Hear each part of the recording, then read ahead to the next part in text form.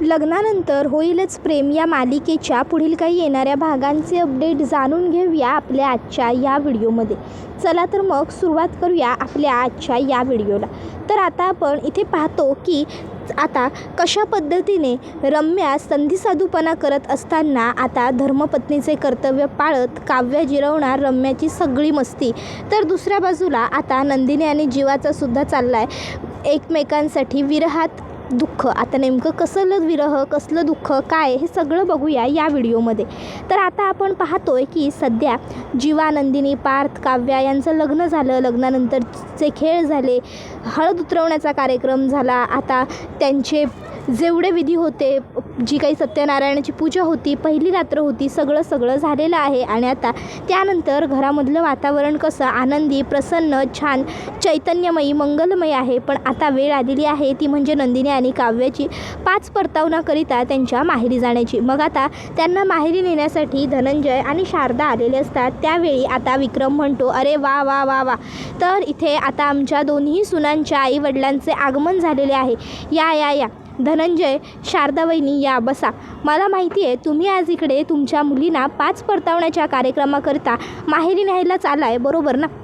पण एक गोष्ट लक्षात ठेवा हो, आता एकदा का 5 परतावण्याचा कार्यक्रम करून आमच्या सुना पुन्हा आमच्या घरी परत आल्या की मग त्यानंतर मात्र आम्ही आमच्या सुनांना पुन्हा सारखं काही तुमच्या घरी पाठवणार नाही. तसंही आता खूप दिवस झाले आमच्या सुना तुमच्याकडे राहिल्या आणि तुमच्याबरोबर वावरल्यासुद्धा. आता आम्हाला त्यांच्यापासून 1 मिनिटही दूर राहता येणार नाही आहे. काय पार्थ, जीवा, बरोबर बोलतोय ना आम्ही? त्याबरोबर पार्थ म्हणतो, बाबा जर बोलताय दूर राहता येणार नाही तर कशाला पाठवताय त्यांना? नका ना पाठवू. तसंही ऑलरेडी त्यांच्या आईबाबांच्या घरी खूप जास्त राहून झालं आहे, आता त्यांना आपल्या घरी राहू द्या. त्याबरोबर आता लगेच जीवासुद्धा म्हणतो, हो मलासुद्धा दादाचं म्हणणं पटतंय. तसंही ऑलरेडी नंदिनी आणि काव्या खूप जास्त दिवस माहेरी राहिलेले आहेत. आणि नंदिनी आणि काव्याच काय, नंदिनी बरोबर मी सुद्धा तिच्या माहेरी राहिलो आहे. मग आता पुरे झालं, आता आणखीन या 5 परतावण्याची वगैरे काय गरज आहे? प्लीज, नाही गेल्या नंदिनी आणि काव्या 5 परतावण्यासाठी तर काय फरक पडतो? आपण एखादी गोष्ट नाही केली तरी चालेल की. आणि तसंही आता आपले लग्नानंतरचे जे विधी वगैरे व्हायला हवेत ते तर सगळे बेसिक झालेत की. त्यावर लगेचच पार्थसुद्धा म्हणतो की हो मलासुद्धा जीवाचं म्हणणं पटतं आहे. आणि तसंही आता 5 परतावण्याची वगैरे काय गरज आहे? जाऊ देत ना, नको आता. म्हणजे कशाला, काय गरज आहे विधी करण्याची? खरं तर पार्थ आणि जीवा आढेवेढे घेत असतात, कारण त्यांना नंदिनी आणि काव्यापासून पुन्हा दूर जायचं नसतं, त्यांना वेगळं राहायचं नसतं. पार्थ म्हणत असतो की आता लग्न सादर संगीत पद्धतीने पार पाडावं अशी तुमची इच्छा होती, मग ते झाली की पूर्ण. आता बास झालं हे लग्नानंतरचे विधी वगैरे. गणपती दर्शनसुद्धा आम्ही केलं, मग आता बास. त्याबरोबर मग मालिनी काकू म्हणतात, अरे तेच तर म्हणायचं आहे ना आम्हाला. आम्ही सांगितलं म्हणून केलं की नाही एवढं सगळं? आम्ही म्हटलं म्हणून पुन्हा लग्न केलं, आम्ही म्हटलं म्हणून सगळे विधी केलेत, आम्ही म्हटलं म्हणून सत्यनारायणाची पूजासुद्धा केलीत, आम्ही म्हटलं म्हणून लग्नानंतरचे सगळे खेळसुद्धा खेळलात. सगळं आम्ही सांगितलं तसं केलं. मग आता एक गोष्टीसाठी कशाला बरं नाटक करताय? हे बघा जीवा, पार्थ, तशी पद्धत असते बायकांना माहेरी पाठवण्याची. आणि नंदिनी आणि काव्य कुठे एवढ्या लांब जात आहेत? तशी लगेचच शारदासुद्धा म्हणते, आणि जावई बापू काहीही काळजी करू नका. तुमच्या बायका जरी तुमच्या बायका असल्या तरी त्या आमच्या मुलीसुद्धा आहेत. त्यामुळे जितकी काळजी तुम्हाला वाटते का नाही त्यांची, तितकीच काळजी आम्हालासुद्धा वाटते की त्यांची. तुमच्या बायकांना आम्ही अगदी व्यवस्थित आणि छान सांभाळू. आणि आता फार दिवसांचा काही प्रश्न नाही आहे. आम्ही आता नंदिनी आणि काव्याला आमच्याबरोबर घेऊन गेलो की आमच्या मागोमाग लगेचच तुम्हीसुद्धा तिकडे यायचं आमच्या घरी. फक्त आम्ही यांना आत्ता या आजच्या दिवशी घेऊन जातो आहे आणि तुम्ही लगेच उद्या यायचं. मग उद्या या तुमच्याबरोबर पुन्हा परत निघून येणार, असंच असणार आहे. त्याबरोबर लगेचच जीवा आणि पार्थ म्हणतो की खरंच, म्हणजे नंदिनी आणि काव्य तुमच्या घरी फार का राहणार नाही आहेत? त्याबरोबर आता शारदा म्हणते, नाही, उलट तुम्हीसुद्धा उद्या लगेच आमच्याकडे यायचं आहे 5 परतावण्यासाठी. त्यावर मग हे ऐकून जीवा म्हणतो, म्हणजे एकच दिवसाचा प्रश्न आहे का हा? फक्त फार मोठा विरह आमचा होणार नाही आहे. त्यावर लगेच ती म्हणते की नाही, अहो फार कशाला, आता एकच दिवसाचा तर प्रश्न आहे. त्याबरोबर जीवा म्हणतो, तरीही यार. त्याबरोबर मग आता लगेचच जीवाला धनंजय म्हणतो, अहो जावई बापू असं काय करता? आता आमच्या नंदिनीला मनवण्यासाठी एवढे दिवस तुम्ही आमच्याकडे येऊन राहिलात, पार्थराव, अहो काव्याने सुद्धा तुम्हाला मनवण्यासाठी काय काय नाही केलं. आता तुम्ही सगळे एकत्र आलाय की नाही. मग असं समजा की एखादा दिवस आणखीन विरह. त्यावर लगेच जीवा म्हणतो, नाही या नाही बाबा, त्या दिवसांची आठवणही काढू नका. त्या दिवसांची आठवण आली तरी अंगावर शहारा येतो. त्यावर धनंजय हसतो आणि म्हणतो, बरं काळजी करू नका, पण आता आम्ही आमच्या मुलींना घेऊन जाऊ का आमच्याबरोबर. तशी शारदा म्हणते, मी समजावते. जीवा, पार्थ, हे बघा उगाचच्या उगाच हट्टीपणा करू नका आणि अडग्यासारखं वागू नका. सांगतायत ना ते एवढं समजून, मी एवढं समजून सांगते आणि तुमचं काय रे चाललं आहे. आणि कुठे तुम्हाला एवढं जंगलात पाठवतोय रे आम्ही तुमच्या बायकांपासून लांब. आजचा एका दिवसाचा प्रश्न आहे आणि तेही आत्ता 12 वाजत आले दुपारचे. आत्ता ते लोक इकडनं निघणार जाणार, अजून 1-1.5 तास तर त्यांचा इथेच जाणार आणि त्यानंतर मग तुमचा पुढचा हा वेळ असा निघून जाईल. उद्या कुठले कपडे घालायचे, काय करायचं हे सगळं डिसाईड करण्यात. त्याबरोबर लगेचच वसुहत्या म्हणते, झाले बाई झाले. मालिनीचे दोन्ही लेक बायकोचे बैल झाले. बायकांशिवाय मुलांना करमतच नाही आहे. बायकांना एक दिवस सोडून राहू शकत नाही ही मुलं. त्याबरोबर लगेचच रम्या म्हणते, आई अगं असू देत ना, ह्यालाच तर प्रेम म्हणतात ना. आणि तसंही त्या चौघांनी ऑलरेडी खूप सहन केलं आहे. एकमेकांपासून विरह, एकमेकांपासून दूर राहणं, सगळं भोगून करून झालं आहे त्यांचं. आता उगाचच्या उगाच तू त्यांना पुन्हा काही बोलू नकोस. जीवा, पार्थ, अरे मी काय म्हणते, हे बघा तुम्ही नंदिनी आणि काव्याला आत्ता जाऊ द्या. मालिनी मामी म्हणते तसं आता त्यांना 1-1.5 तास तर इथून निघून जायलाच लागेल आणि त्याच्यानंतर मग तुम्ही थोडा वेळ ना ऑफिसची कामं करत बसा. हां, ऑफिसची कामं केलीत ना तर तुमचा वेळ कसा जाईल ना हे तुमचं तुम्हाला सुद्धा कळणार नाही. खरंच तसंही तुम्ही दोघं ऑफिसची कामं करताना आहे ना पूर्ण त्याच्यामध्ये रमून जाता. त्यावर मालिनी म्हणते, हो हो मला अगदी रम्याचं म्हणणं पटतंय. नंदिनी आणि काव्यात गेल्याच्या नंतर पार्थ आणि जीवा तुम्ही ना जरा ऑफिसच्या कामाकडे बघा. तसंही तुम्ही ऑफिसच्या कामाकडे या लग्नाच्या वगैरे गडबडीमुळे लक्ष दिलेलंच नाही आहे काय. बरं चला चला चला, आता चर्चा पुरे झाली. नंदिनी, काव्या, मुलीनो जा जा, तुम्ही भराभर आवरून घ्यायला लागा. भाऊजी मी तुमच्यासाठी आणि वहिनींसाठी पटकन गरमागरम चहा टाकते. खायला काय करू. त्याबरोबर विक्रम म्हणतो, छान गोडाचा शिरा करून टाक.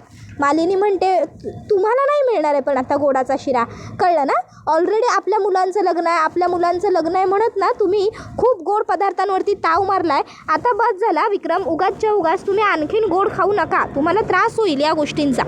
तशी लगेचच आता रम्या म्हणते, हो हो मामा, मामी अगदी बरोबर बोलते. मामी तुला माहिती आहे का, मामा तुझ्यापासून लपून लपून सुद्धा गोड खायचा. त्यावर लगेच सगळेजण हसतात. तशी लगेचच रम्या म्हणते, बरं बरं चला पुरे झालं. आता नंदिनी, काव्या चला लागा, मी तुम्हाला दोघींना मदत करते म्हणजे तुमच्या पॅकिंग पटापट आवरतील आणि सगळं व्यवस्थित होईल. चला. नंदिनी म्हणते, नाही नको थांब. त्यावर रम्या म्हणते, काय झालं नंदिनी. नंदिनी लगेचच रम्याला म्हणते, नाही नको, मला ना तुझ्या मदतीची काहीही गरज नाही आहे, मी माझी पॅकिंग करेन, तू राहू दे.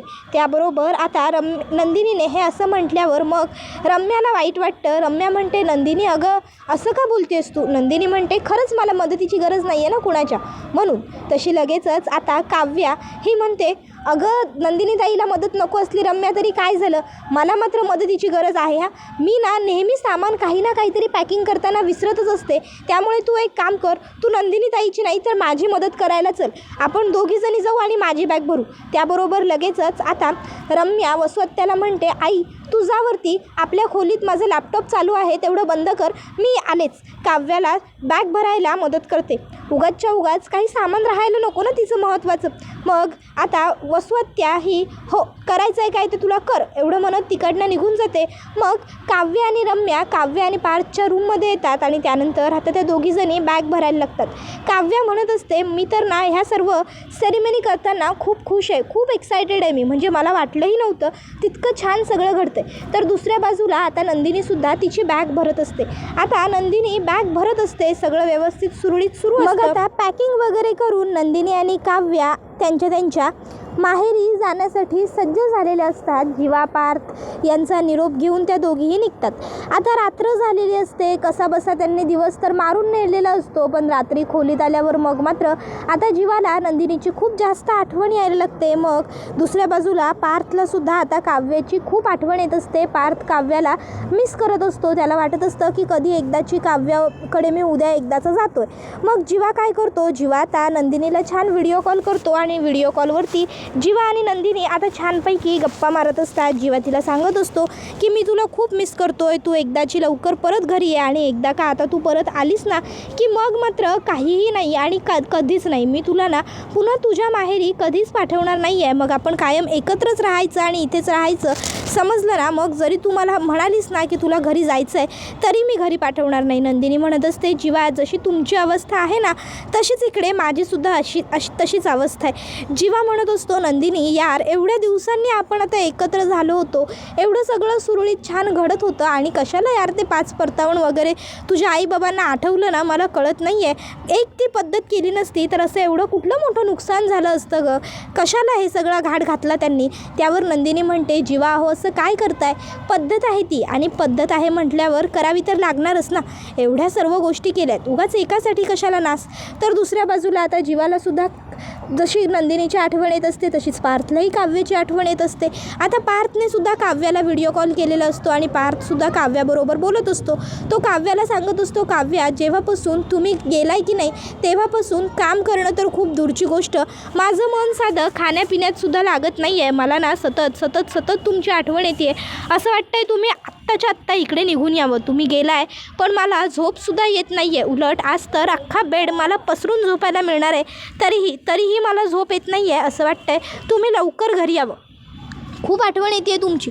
तुमच्या आठवणीत रोज रात्री लवकर झोपणारा मी रात्रीचे 12:30 होत आले तरी अजून झोपलेलो नाही आहे. त्याबरोबर काव्या म्हणू लागते हो का, जशी तुमची अवस्था आहे ना तशीच माझीही अवस्था आहे. मला झोप येत नसली तर मला पुस्तक वाचावं असं तरी वाटतं, मी पुस्तक तरी वाचत बसते.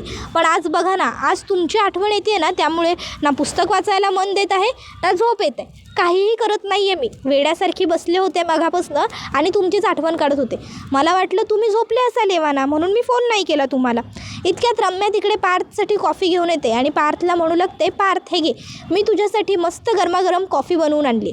ॲक्च्युली मी इकडनं तुझ्या रूम बाहेरून पास होत होते तेव्हा मी तुझं बोलणं ऐकलं की तुला झोप येत नाही आहे म्हणून विचार केला की तुला छान कॉफी द्यावी, बरं वाटेल जरा.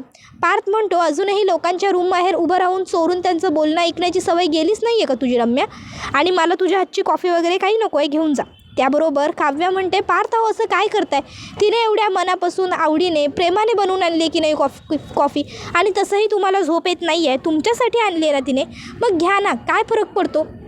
गप्पा मारता मारता प्या की तेवढी कॉफी, तेवढंच तिलासुद्धा बरं वाटेल. रम्या तू दे ग पार्थना कॉफी. घेतील पार्थ असं नका करू, घ्या बरं कॉफी. पार्थ मी म्हणते म्हणून माझ्यासाठी, आणि तसंही तुमच्या आवडीची सिनेमन कॉफीच असेल आणि तुम्हाला तर रम्याने बनवलेली सिनेमन कॉफी आवडते ना, मग काय हरकत आहे कॉफी घ्यायला, घ्या की कॉफी. त्याबरोबर पार्थ आता काव्याला म्हणतो मला नको आहे. काव्या म्हणते अहो असं कशाला करताय, घ्या ना पार्थ. मग पार्थ म्हणतो बरं ठीक आहे काव्य तुम्ही म्हणताय म्हणून मी कॉफी घेतो. रम्या तू तिकडे कॉफी ठेव आणि निघून जा, मी घेईन नंतर माझ्या सोयीने. मग काव्या हिने असं पार्थचं बोलणं ऐकल्यावर ती म्हणते पार्थ अहो, पार्थ म्हणतो मी म्हटलं ना तिकडे ठेव आणि निघ, तू ठेव कॉफी आणि जा. तशी रम्या म्हणते बरं ठीक आहे ॲज यू विश. मग रम्या आता तिकडे कॉफीचा तो मग ठेवते आणि तिकडनं निघते आणि बाहेर येते. आणि त्याच्यानंतर मग रम्याला आता आठवत असतं की तिने त्या कॉफीच्या मगमध्ये झोपेच्या गोळ्या मिक्स केलेल्या आहेत. आता तिने हे सगळं कशासाठी केलेलं असतं की इकडे आता ऑलरेडी काव्यासुद्धा नाही आहे आणि काव्या नसल्यामुळे रम्याला चान्स घेता येऊ शकतो, तिला पार्थच्या जवळ येता येऊ शकतं, पार्थच्या खोलीत येता येऊ शकतं, पार्थ जवळ येता येऊ शकतं, त्याच्याबरोबर काहीतरी फालतू फोटो क्लिक करता येऊ शकतात जेणेकरून ते तिच्याजवळ पुरावा म्हणून राहतील. पण आता रम्याला हे सगळं काही दाराबाहेर उभं राहून आठवत असतं. दाराबाहेर उभं राहून ती आता विचार करत असते बिचारी काव्या प्रत्येक वेळी माझ्यावरती विश्वास ठेवून खूप मोठी चूक करते ही, हिला वाटतं आहे मी बदलली आहे सुधारली आहे, पण हिच्या हे का लक्षात येत नाही आहे की नागिन रंग बदलणं कधीच सोडत नाही. सरडा त्याचा मूळ धर्म रंग बदलणं बदलूच शकत नाही, सोडूच शकत नाही. विंचू डसल्याशिवाय राहू शकत नाही. काव्य विसरते आहे ह्या गोष्टी. आता पार्थ इतक्यात कॉफीचा मग घेतो आणि काव्याला म्हणत असतो तुमच्या आठवणीत झोप येत नाही आहे, कमीत कमी कॉफी पितो तुमच्याशी बोलता बोलता. आणि मग तो कॉफी पितो. आता कॉफी पिताच पार्थला ग्लानी यायला लागते. कशीबशी तो पूर्ण कॉफी संपवतो आणि काव्याला म्हणतो काव्या मला ना खूपच जास्त झोप येते, मला झोप येते, मी झोपतो. आता पार्थला जाबाने यायला लागतात फटाफट 4-5. पार्थच्या हातातला मोबाईल पडतो आणि पार्थ आता झोप झोपून जातो. काव्य तिकडनं हॅलो हॅलो हॅलो पार्थ हो तुम्हाला एवढी कशी झोप आली, तुम्हाला तर झोप येत नव्हती ना, हॅलो असं म्हणत असते. पण पार्थने तोपर्यंत काहीही ऐकलेलं नसतं. तो गाढ झालेला असतो. फोन मात्र तसाच चालू राहिलेला असतो. काव्य म्हणते यांना मगापासून झोप येत नव्हती आणि अचानक यांना एवढी झोप कशी काय आली की चक्क यांच्या हातातला मोबाईल खाली पडला आणि हे गाढ झाले. नाही काहीतरी गडबड नक्की आहे, मला घरी जाऊन बघितलं पाहिजे. ह्यांना कॉफी पिऊन झोप आली कशी काय एवढी. कॉफी प्यायल्यानंतर तर लोकांची झोप उडते. मग काव्या आता सरळ मोहितेंच्या घरनं निघते आणि आता ती देशमुखांच्या घरी येते. रात्र खूप जास्त झालेली असते त्यामुळे ती स्वतः स्कूटी घेऊन निघालेली असते आणि आता ती घरी येऊन बघते तर काय की पार्थ हा झोपलेला आहे आणि रम्या ही पार्थच्या रूममध्ये आहे आणि रम्या पार्थच्या खूप जास्त क्लोज आहे. आता ही गोष्ट जेव्हा काव्या बघते, काव्याला खूप राग येतो. काव्याला चिडचिड होते की म्हणजे रम्या ही काय करते. काव्या रम्याच्या जवळ येते आणि रम्याला पार्थपासून लांब खेचत विचारते, रम्या काय करतेस तू इकडे. तशी रम्या म्हणते, काव्या अगं हा प्रश्न मी विचारायला हवा तुला, तू काय करतेस इथे. त्यावर काव्या म्हणते, हे घर, ही खोली, नवरा सगळं माझं आहे, त्यामुळे मी इथे येणं माझी मर्जी, मला जेव्हा पाहिजे तेव्हा मी इथे येऊ शकते. पण तुझं काय, तू रात्री बेरात्री माझ्या नवऱ्याच्या रूममध्ये मी खोलीत नसताना काय करतेस. आता काव्याने हा प्रश्न विचारल्यावर रम्या म्हणते, काव्या अगं असं काय बोलतेस. काव्या म्हणते, विषय बदलू नकोस रम्या, मी जितकं विचारलं आहे मला माझ्या प्रश्नांची तितकीच उत्तरं दे. त्याबरोबर मग रम्या लगेचच सांगते, अगं काव्या ॲक्च्युली काय झालं ना, मी इकडनं पार्थच्याच खोलीबाहेरनं हॉलमध्ये जात होते, विचार करत होते जरा हॉलमध्ये बसून काम करेन. आई झोपली आहे ना खोलीत, तिला लाईटीचा त्रास होतो म्हणून मी हॉलमध्ये बसत होते. बघितलं तर पार्थच्या खोलीचा दरवाजा उघडा, लाईट चालू. मला वाटलं की अजून त्याला झोप लागलेलीच नाही आहे म्हणून खोलीतून आत डोकावलं. बघितलं तर काय, पार्थ गाढ झोपला आहे आणि त्याच्या अंगावर पांघरूण वगैरे काहीच नाही आहे. AC सुद्धा फुल होता एकदम, म्हणून मग मी त्याच्या अंगावर पांघरूण घालायला आणि AC कमी करायला म्हणून इकडे आले. इतक्यात तू इथे आलीस आणि तुला गैरसमज. त्यावर लगेचच काव्याला वाईट वाटतं. काव्या म्हणते, नाही रम्या, माझा काही गैरसमज वगैरे झालेला नाही आहे, सॉरी, पण तू आता जा, तू काही काळजी करू नको, मी आली आहे ना, मी बघते. त्याबरोबर रम्या म्हणते, ठीक आहे काव्या. आणि मग रम्या आता तिकडनं निघते. थोडक्यात काय की रम्याला जे हवं असतं, जे तिला साध्य करायचं असतं ते तिला करता आलेलं नसतं. रम्या आता खोलीच्या बाहेर पडते आणि रम्याची खूप जास्त चिडचिड होत असते. तिला वाटत असतं, शिट, नको त्या वेळी, नको त्या प्रसंगात ही काव्या कशाला मध्ये तडमडली. माझा प्लॅन सक्सेसफुल होणारच होता, पण इतक्यात ही काव्यामध्ये तडमडली आणि सगळ्याची माती झाली. तर आता काव्या ही रात्रभर देशमुख निवासमध्येच राहते. दुसऱ्या दिवशी सकाळ झाल्यावर काव्य लवकरच उठते आणि परत मोहितेंच्या घरी निघून जाते. मग दुसऱ्या दिवशी आता 10-10:30 वाजता पार्थ आणि जीवासुद्धा मोहितेंच्या घरी जातात.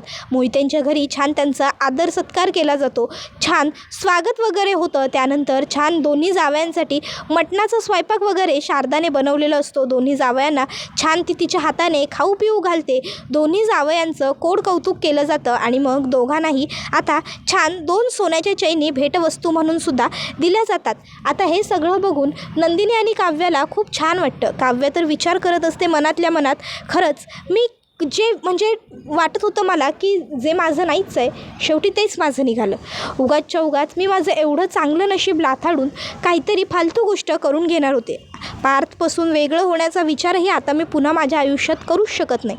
इतक्यात पार्थ तिच्याकडे बघून तिला खुणावतो, काय झालं. त्यावर काव्या म्हणते, नाही काही नाही. त्याबरोबर हा व्हिडिओ इथेच संपतो. व्हिडिओ आवडला असेल तर व्हिडिओला लाईक करा, चॅनलवर नवीन असाल तर चॅनलला सबस्क्राईब करा आणि बेल आयकॉन आठवणीने प्रेस करा, जेणेकरून तुम्हाला पुढच्या प्रत्येक व्हिडिओचं नोटिफिकेशन मिळत जाईल आणि सर्व व्हिडिओंचा आनंद हा अगदी उत्तम पद्धतीने घेता येईल. चला तर मग प्रेक्षकांना आजच्या पुरतं इथेच थांबूया. पुढचा व्हिडिओ येईपर्यंत ह्या व्हिडिओचा उत्तम पद्धतीने आनंद घेत राहा. टाटा, बाय बाय, धन्यवाद, take care all of you.